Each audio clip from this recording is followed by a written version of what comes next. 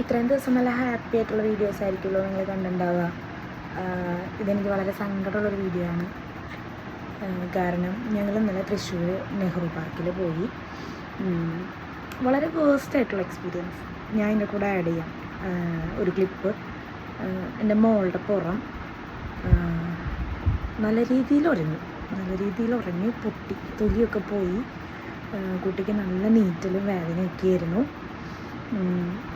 എനിക്കറിയില്ല ഇത്രയും അധികം കുട്ടികൾ വരുന്നൊരു പാർക്കിൽ എന്തുകൊണ്ട് അത് മെയിൻറ്റെയിൻ ചെയ്യുന്നില്ല, അല്ലെങ്കിൽ അതിനെന്തുകൊണ്ട് പ്രോപ്പറായിട്ട് അതിൻ്റെ ഒരു രീതിയിൽ കാര്യങ്ങൾ ചെയ്യണില്ല എന്നുള്ളതിൻ്റെ എനിക്കറിയണില്ല അതെന്തുകൊണ്ടാണെന്നുള്ളത്.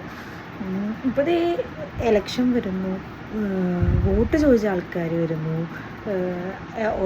ഓരോ പാർട്ടിക്കാർ അവർ ചെയ്ത കാര്യങ്ങളെക്കുറിച്ച് ഇതൊക്കെ പറയുന്നു.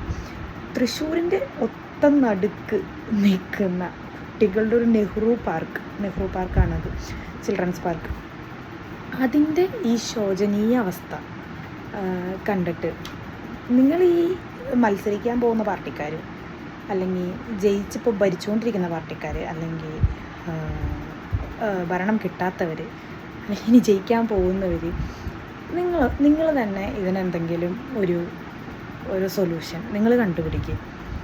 വോട്ട് ചോദിച്ചു വരുമ്പോൾ എല്ലാവർക്കും ഭയങ്കര സ്നേഹവും സന്തോഷവും പൊക്കിപ്പിടിക്കലും കാര്യങ്ങളൊക്കെയാണ്. ഇതൊക്കെ ഈ പിള്ളേരുകളെന്നൊക്കെ പറഞ്ഞു കഴിഞ്ഞാൽ നമ്മുടെ തൃശ്ശൂർ പിള്ളേരുകൾക്കായിട്ട് അങ്ങനെ വേറെ വലിയ സ്പേസുകളൊന്നുമില്ല. സാധാരണക്കാരായവർക്ക് സാധാരണക്കാരായിട്ടുള്ള ആളുകൾ എത്തിപ്പെടാൻ പറ്റുന്ന ഒരു സ്ഥലമാണ് ഈ നെഹ്റു പാർക്ക് എന്ന് പറയുന്നത്. അറ്റ്ലീസ്റ്റ് അതെങ്കിലും നല്ല രീതിയിലൊന്ന് മെയിൻറ്റെയിൻ ചെയ്ത്. ഇതിനു മുമ്പും അവിടെ കുറേ അപകടങ്ങൾ നടന്നിട്ടുണ്ട്. പല സാധനങ്ങളും അവിടെ പിള്ളേർ കളിക്കുന്ന സാധനങ്ങളൊക്കെ അവിടെ പൂട്ടിയിട്ടേക്കാണ്. നല്ല വേദനയുണ്ടല്ലേ? സോറി. ഇനി നമുക്ക് അങ്ങോട്ട് പോകണ്ട കേട്ടോ. എൻ്റെ പൊന്നിന് വേദന എടുക്കും. ഇനി അപ്പയമ്മ അങ്ങോട്ട് കൊണ്ടുപോയില്ല കേട്ടോ.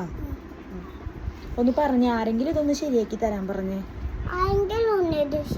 അല്ലെങ്കിൽ എൻ്റെ പോലത്തെ ബേബിമാർക്ക് ഇനിയും വാവ് പറ്റുന്ന പറയും.